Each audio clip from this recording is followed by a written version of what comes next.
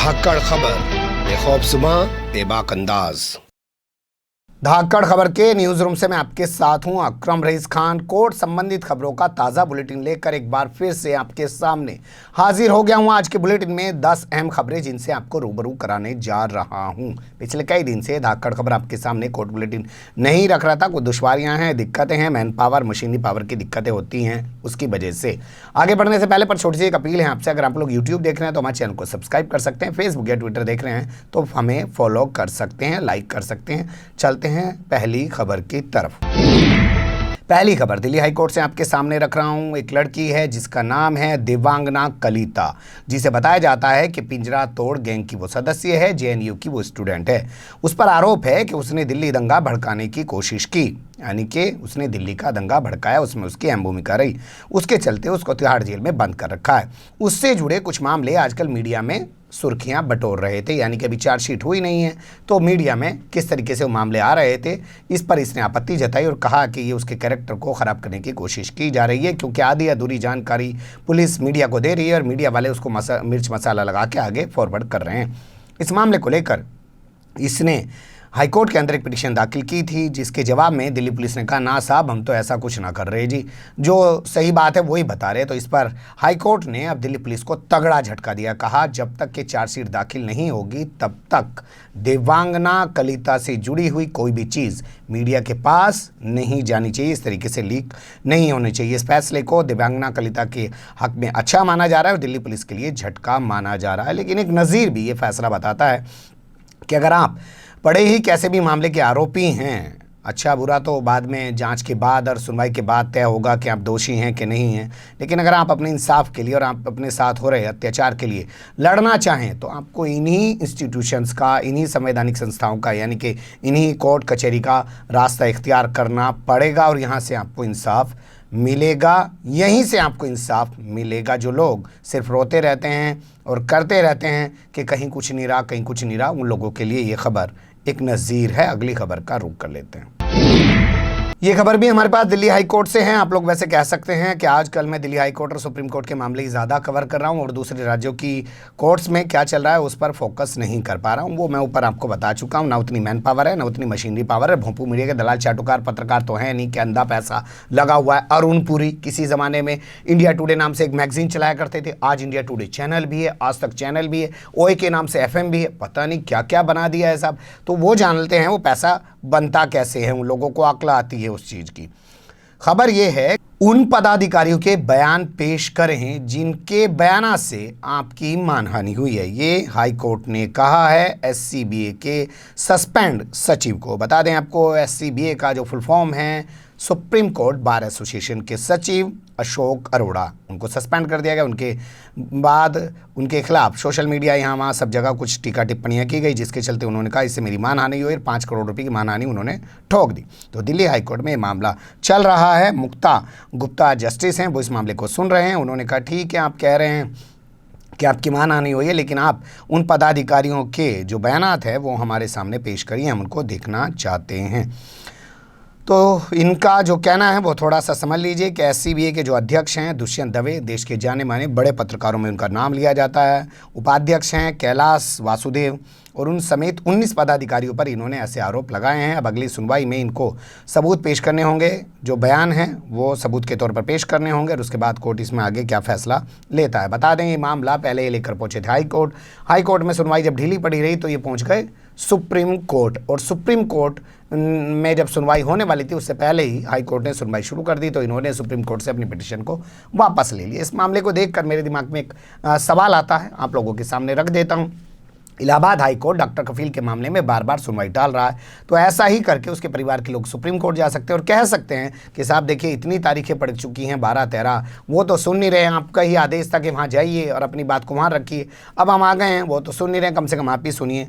इस मामले में भी क्योंकि ऐसा ही हुआ था, जब हाई कोर्ट ने नहीं सुनाए तो फौरी तौर पर सुप्रीम कोर्ट चले गए। लेकिन इनमें फ़र्क है, ये वकील खुद हैं और इन्हें पैरवी करने के लिए ज़्यादा कुछ करने की ज़रूरत नहीं है और प्रक्रिया को भी जानते हैं। अगली खबर का रुख कर लेते हैं। अनुराग ठाकुर, प्रवेश वर्मा और कपिल मिश्रा के खिलाफ हाईकोर्ट में दी गई पिटीशन को वापस ले लिया गया है।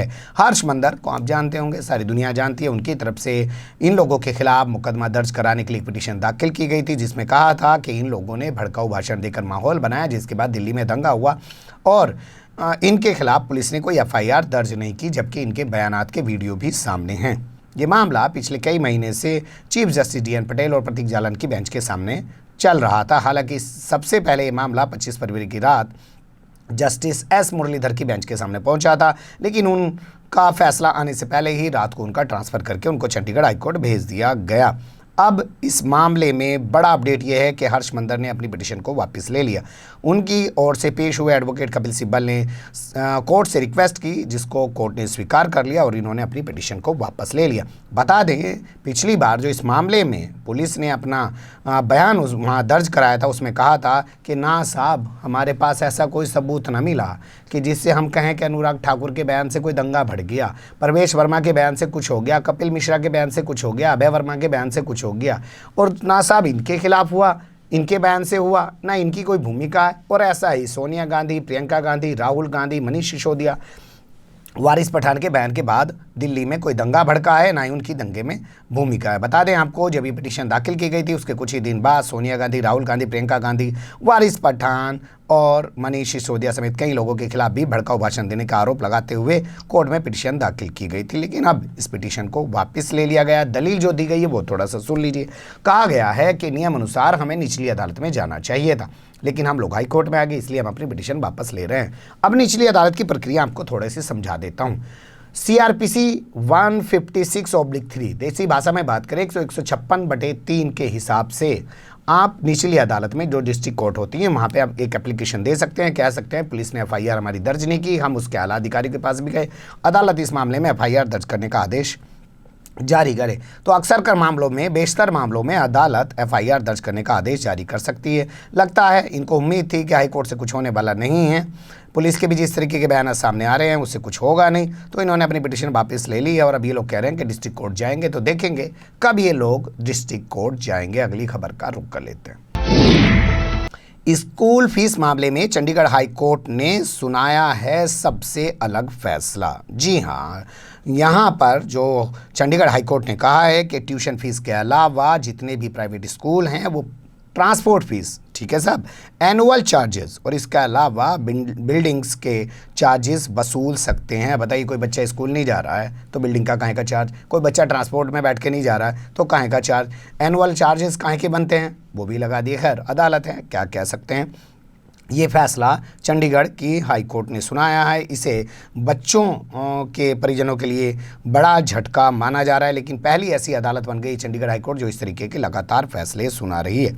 चंडीगढ़ हाई कोर्ट के जस्टिस रामेंद्र जैन ने ये फैसला सुनाते हुए एक नज़ीर का जिक्र किया। उन्होंने कहा 30 जून को चंडीगढ़ हाई कोर्ट की जस्टिस निर्मलजीत कौर हरियाणा के एक मामले में ये फैसला सुना चुकी हैं, तो इसलिए मैं पंजाब के मामले में भी ये फैसला सुना रहा हूँ।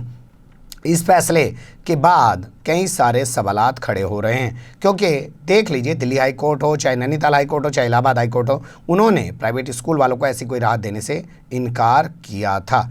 बता दें, इस मामले में जो सरकार की तरफ से बयान दर्ज कराया गया शिक्षा विभाग का, उसमें कहा गया, ना साहब, लॉकडाउन का जो फ़र्क है ना जी, वो ऐसा मत सोचो कि बालकन के माँ बाप पे ही पड़ा है, बालकन ही दुखी हैं, या जो इतना बड़ा स्कूल चला रहे, इसका बिजली का भी खर्चा, यहाँ पे टीचर भी बैठा है, बिल्डिंग की मरम्मत भी करवानी पड़े, पुताई भी करवाना पड़े, तमाम चीज़ें हैं, तो उनका तो खर्चा है, दिक्कत तो उनके सामने भी है, तो उन्हें फीस ना दिलवाओगे तो क्यों कर चलेगा। तो अदालत ने कहा, बात ठीक है, तू कह रहा, तो जब सरकारी विभागी कह रहा, हम भी ऑर्डर कर देते हैं, हमारी तो एक कोर्ट पहले ही कर चुकी है। लगता है ये मामला अब सुप्रीम कोर्ट जाएगा, क्योंकि जिस तरीके से हाई कोर्ट ने फैसला दिया है वो बहुत तगड़ा झटका है। अगली खबर का रुख कर लेते हैं। पर्यटन और पर्यावरण के बीच सही तरीके से सामंजस्य बैठाए उत्तराखंड सरकार, क्योंकि सामंजस्य बैठाना बहुत ज़रूरी है। ये टिप्पणी की है नैनीताल हाई कोर्ट ने। किस मामले पे सुनवाई के बाद की है वो थोड़ा सा समझ लीजिए। उत्तराखंड का एक इलाका है ओली, वो बड़ा सेंसिटिव इलाका माना जाता है, लेकिन जब साफ पैसे मिल रहे हों तो कुछ भी हो सकता है। साउथ अफ्रीका के रहने वाले दो बड़े कारोबारी हैं जिनको गुप्ता बंधुओं के नाम से जाना जाता है। एक का नाम अतुल गुप्ता, दूसरे का नाम अजय गुप्ता। उन दोनों के बेटों की शादी हुई, 200 करोड़ रुपए शादी पे खर्च हुए और ओली में वो प्रोग्राम हुआ। उस मामले को हाईकोर्ट में चुनौती दी गई और कहा गया कि सरकार ने यहाँ पर इनको शादी करने की इजाज़त क्यों दी। सरकार पहुंची, सरकार ने कहा साहब हम तो चाह रहे थे कि यहाँ ये शादी करके जाएंगे, पूरी दुनिया में इस जगह की ख्याति हो जाएगी, मशहूर हो जाएगी यह जगह, बहुत सारे लोग यहाँ शादी करने आएंगे, पर्यटन का धंधा चलेगा। हमारे पास तो पहाड़ों में वैसे भी कोई धंधा नहीं रखा, निचले इलाकों में जो है वहीं पर सारा धंधा हो। तो ये उन्होंने दलील दी थी। अब इस मामले पे सुनवाई कर ली गई थी। सुनवाई करने के बाद अब इस मामले पे अदालत ने फैसला सुनाया और उन्होंने कहा कि आप पर्यटन और पर्यावरण के अंदर एक सामंजस्य बैठाएंगे। ओली ऐसा इलाका नहीं है जहाँ पे इतनी भीड़ जुटाई जा सकती थी। भीड़ जुटाने का फैसला गलत था। सरकार आगे ऐसे फैसलों से बचे। ये टिप्पणी करते हुए सरकार को कहा कि वो पर्यटन मंत्रालय और पर्यावरण मंत्रालय के कुछ अधिकारियों को लेकर एक कमेटी बनाए और आगे ऐसे मामलों में सही से निर्णय ले। अगली खबर दिल्ली की कड़कड़डुमा कोर्ट से आ रही है जो आपके सामने रख रहा हूं। बता दें आपको, दिल्ली में जो दंगे हुए हैं वो जमुना पार इलाके में हुए हैं, जिसे यमुना पार भी कहा जाता है और ये नॉर्थ ईस्ट का इलाका है। यहाँ की कोर्ट है कड़कड़डुमा, वहाँ पे तमाम मामले चल रहे हैं। जब यहाँ से मामला खारिज हो जाता है तो हाई कोर्ट पहुँच जाता है, हाई कोर्ट से सुप्रीम कोर्ट जाएगा। दिल्ली वालों को तो फ़ायदा है कि जगह सब चीज़ें मिल जाती हैं। दूर दराज के इलाकों में जो लोग बैठे हैं उनको काफ़ी दिक्कतों का सामना करना पड़ता है। तो एक मामला है दिलबर नेगी का। दिलबर नेगी की हत्या कर दी गई थी, गोदाम में आग लगा दी गई थी, उसके बाद उनकी मौत हो गई थी। कहा जा रहा था कि कथित तौर पर उनकी हत्या की गई है। वहाँ से उनकी जब डेड बॉडी मिली तो उस मामले में आरोपी हैं अशरफ अली उर्फ खलनायक, फैज़ल और राशिद उर्फ सोनू। ये तीनों लोग इस मामले में आरोपी हैं। इन्होंने ज़मानत के लिए एप्लीकेशन लगाई लेकिन जज साहब ने इनको ज़मानत देने से साफ इनकार कर दिया। कहा प्रथम दृष्टया लगता है कि इनके खिलाफ पर्याप्त सबूत हैं। ये उस भीड़ का हिस्सा थे जिन्होंने गोडाउन में आग लगाई और जिससे दिलबर नेगी की मौत हुई है। नाम में ही खलनायक लिख रखा भाई, फिर बाकी क्या रह गया, समझ रहे जी आप। अगली खबर का रुख कर लेते हैं। एनडीआरएफ को दिया जाए पीएम केयर्स फंड का पैसा, ये मांग करते हुए एक पिटीशन सुप्रीम कोर्ट में दाखिल की गई थी जिस पर सुनवाई कंप्लीट कर ली गई है और फैसले को सुरक्षित रख लिया गया है। अब कब फैसला आएगा हमारे पास जानकारी नहीं है, लेकिन जब आएगा हम आपके सामने रखने की कोशिश करेंगे अगर हमारी जानकारी में आएगा तो। क्या कहा गया था इस पूरे मामले में? कहा गया था कि जो पीएम केयर्स फंड बना है उसमें जो पैसा है वो एनडीआरएफ को यानी कि नेशनल डिजास्टर रिलीफ फंड में दे दिया जाना चाहिए, जो आपातकालीन स्थिति में लोगों की सहायता के लिए इस्तेमाल किया जा सके। जिस पर सरकार ने अपना जवाब दिया था कि साहब हमारा जो ये फंड है ये तो स्वैच्छिक फंड है, लोग अपनी इच्छा से इसमें पैसा देते हैं, जबकि एनडीआरएफ हो चाहे एसडीआरएफ हो यानी कि नेशनल डिजास्टर रिलीफ फंड हो या स्टेट डिजास्टर रिलीफ फंड हो, इनका जो पैसा होता है ये तो बजट से आवंटित किया जाता है। बजट आवंटन का मामला है, यहाँ पे बजट आवंटन का कोई इशू नहीं है। तो अकरम खान की मर्जी आ रही 100 रुपये दे रहा, किसी की मर्जी आ रही 100 करोड़ दे रहा, हिसाब तो किसी को देना नहीं है। अगली खबर का रुख कर लेते हैं। एडवोकेट मियां अब्दुल कय्यूम के खिलाफ आगे डिटेंशन की कार्रवाई नहीं करेगी। जम्मू कश्मीर सरकार कहें, केंद्र सरकार कहें, जो भी आप समझना चाहते हैं वो समझ लीजिए, क्योंकि इस वक्त अभी जम्मू कश्मीर में कोई सरकार नहीं है, एलजी का शासन है। तो एलजी का शासन सीधा केंद्र का शासन माना जाता है। बता दें आपको, पिछले साल 5 अगस्त को 370 में बदलाव कर 35A को ख़त्म कर दिया गया था, यानी कि जम्मू कश्मीर का विशेष दर्जा जो था वो समाप्त कर दिया गया था और उसके बाद जम्मू कश्मीर से पूर्ण राज्य होने का अधिकार भी छीन लिया गया था। जम्मू कश्मीर को 2 हिस्सों में बांट दिया गया था, लद्दाख को एक अलग से यूनियन टेरेटरी बना दिया गया था और जम्मू कश्मीर को एक अलग से यूनियन टेरेटरी बना दिया गया था और दोनों जगह पे एलजी बैठा दिया गया था। फ़र्क ये किया गया था कि लद्दाख में कभी चुनाव नहीं होंगे, जम्मू कश्मीर में चुनाव होंगे। अब साल भर पूरा होने जा रहा है, बीजेपी इसका अपना जश्न मनाने की तैयारी में लगी हुई है, लेकिन आप कल्पना करिए कि जो जम्मू कश्मीर बार एसोसिएशन का अध्यक्ष हो उसको पिछले 1 साल से जेल में रखा जा सकता है क्या? पहले आगरा की जेल में रखा गया, फिर उसके बाद तिहाड़ जेल में रखा गया। इस मामले को लेकर वो सुप्रीम कोर्ट पहुंचे। उन्होंने कहा ठीक है, मुझे जेल में ही रखना, तो मुझे कम से कम जम्मू कश्मीर की जेल में शिफ्ट कर दीजिए। आप लोग समझ सकते हैं, जो जम्मू कश्मीर के लोग होते हैं, ठंडे इलाके में रहते हैं, यहाँ कैसे रह सकते हैं इतनी सड़ी गर्मी के दौरान? ये तो दिल्ली वाले ही रह सकते हैं, इनको आदत पड़ी होती है। तो इस मामले को लेकर उन्होंने सुप्रीम कोर्ट में पिटीशन दाखिल की थी। मामला चलते चलते अब पहुंचा तो एसजी यानी कि सॉलिसिटर जनरल तुषार मेहता ने जवाब दिया कि साहब अब हमारा कोई इरादा ना जी इनके खिलाफ डिटेंशन वाला जो प्रक्रिया है वो आगे बढ़ाने का। तो इस पर कोर्ट ने पूछा ठीक है भाई थारा इरादा नहीं तो कम से कम यही बता दो कि इनको ज़मानत दी जा सके। ज़मानत दी जा सके तो किन शर्तों के साथ दी जा सके, तो उस पर बताया गया कि उस पर सरकार से मंत्रणा करेंगे और उसके बाद अपना कोई जवाब दाखिल करेंगे। लेकिन पहला ऐसा मामला, हालांकि एक मामला और भी है, आप जोड़ सकते हैं, वो भी पी चिदम्बरम से जुड़ा हुआ, वो भी वकील थे सुप्रीम कोर्ट के, उनकी भी गिरफ्तारी हुई। कोई वकील प्रोटेस्ट करने नहीं आया। इनका अक्सर कर देखा जाता है कि अगर किसी वकील के खिलाफ कोई कार्रवाई हो तो वकीलों का पूरा समूह खड़ा होकर आ जाता है। अगली खबर का रुख कर लेते हैं। काफ़ी महत्वपूर्ण खबर है, आपको इस पर ध्यान देना चाहिए। सुप्रीम कोर्ट के पूर्व जस्टिस और कई सारे बुद्धिजीवी निकल आए हैं प्रशांत भूषण के समर्थन में। पहले आपको बता दें, प्रशांत भूषण देश के जाने माने वकील हैं, अपनी बेबाकी के लिए जाने जाते हैं। उन्होंने जस्टिस एस.ए. बोबड़े जो चीफ जस्टिस ऑफ इंडिया है, जो बाइक पे बैठे थे हार्ले डेविडसन पर, वो फोटो देखकर कहा कि ये नागपुर के अंदर आरएसएस द्वारा दी गई बाइक चला रहे हैं और मज़े कर रहे हैं। उनके अलावा कई सारे फैसलों को लेकर भी ट्वीट किया है प्रशांत भूषण ने। अब उस सारे मामले को देखते हुए सुप्रीम कोर्ट ने निर्णय लिया कि इनके खिलाफ अवमानना का केस चलाया जाए, तो इनको नोटिस जारी कर दिया। तो अब इनके समर्थन में बहुत सारे लोग उतर आए हैं, जिसमें नाम है पूर्व justice supreme court Madan B Lokur. अपने फैसलों के लिए जाने जाते हैं, बड़ी बेबकी के लिए जाने जाते हैं, बाहर निकलने के बाद भी बोलते हैं। अरुंधति राय बहुत अच्छी लेखिका मानी जाती हैं। इसके अलावा 130 रिटायर्ड आईएएस आईपीएस बड़े सारे बुद्धिजीवी जज साहिबान जो है, उन्होंने एक लेटर लिखा है सुप्रीम कोर्ट को, कहा कि इस तरीके से प्रशांत भूषण के खिलाफ अवमानना की कार्रवाई करना लगता है ठीक नहीं है और ये जो है द्वेष की भावना से की जा रही है, इसे परहेज किया जाना चाहिए। आलोचना जो है सहन करने की क्षमता होनी चाहिए और ऐसे तो आलोचनाओं का गला दबा दिया जाएगा।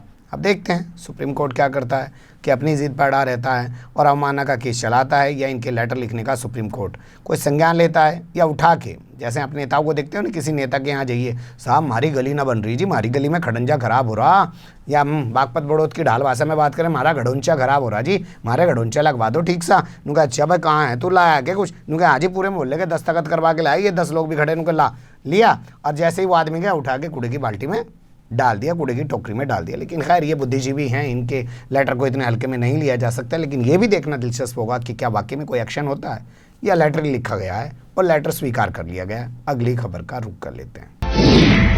सीबीआई से जुड़ी हुई ये खबर हमारे पास आ रही है। सीबीआई के एक डीएसपी हैं, नाम है उनका एसके भस्सी। उनका ट्रांसफ़र कर दिया था अंडमान निकोबार। साहब उनको ऐतराज़ है, वो जाना नहीं चाहते, पहुंच गए सुप्रीम कोर्ट, कह रहे मैं तो नहीं जाऊंगा जी, मेरा ट्रांसफ़र जो किया इसको कैंसिल कराओ। कोर्ट ने कहा भाई हम तो नहीं कर सकते ऐसा ट्रांसफ़र तेरा कैंसिल, अपना ट्रांसफ़र कैंसिल कराने के लिए वहाँ जा जहाँ पर संबंधित अथॉरिटी है, वहाँ संबंधित अथॉरिटी अगर तेरी बात को ना सुनने की जिप जा हमारे पास आ जाइए। ये सीबीआई के अधिकारी हैं, ड्यूटी पे जाने से पता नहीं क्यों कतरा रहे हैं। अरे भाई यहाँ भी काम करना, वहाँ भी काम करना, पीछे यहाँ भी मिल रहे, तनख्वाह वहाँ भी मिलेगी, कम तो मिलने की ना कि वहाँ जाके। लेकिन आप लोग जानते हैं कि जिन लोगों को, जिन अधिकारी को सज़ा दी जाती है उनको ऐसे ही, इसे कहते हैं काला पानी डाल देना। दूर दराज के इलाके में ऐसे अधिकारी को उठा के फेंक दीजिए और बाद में वहाँ पड़े पड़े सोचते हैं यार दिल्ली में तो बहुत मज़ा था, 2 घंटे रोज़ मॉल में घूम खा करें थे, पिक्चर भी देखा करें थे, और जो है नेता नगरियों से भी मुलाकात हो जाती, यहाँ डाल दिया कोने में को। यही होता है उत्तर प्रदेश को भी देखिए, जो टॉप के ज़िले हैं जैसे गाज़ियाबाद, नोएडा, कानपुर, मेरठ, मुजफ्फरनगर, सहारनपुर, मुरादाबाद, अमरोहा, यहाँ की पोस्टिंग पाने के लिए लोग मरे जाते हैं। लेकिन पूरब के जो ज़िले हैं वहाँ पे पोस्टिंग अगर किसी को दे दी जाए, वो कहता है जी मुझे कहाँ डाल दिया जी, यहाँ तो कुछ भी ना मिलता ना पीछे देता कोई।